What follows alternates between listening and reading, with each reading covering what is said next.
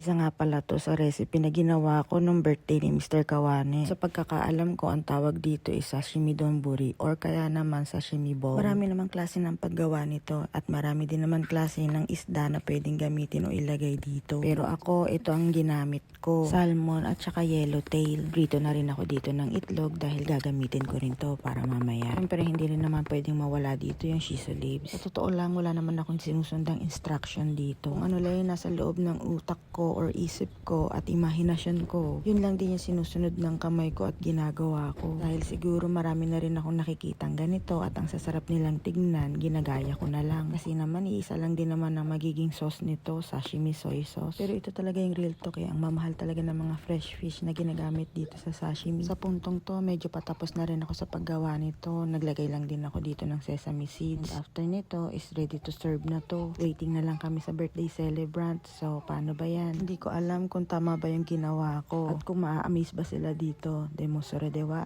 mata ne.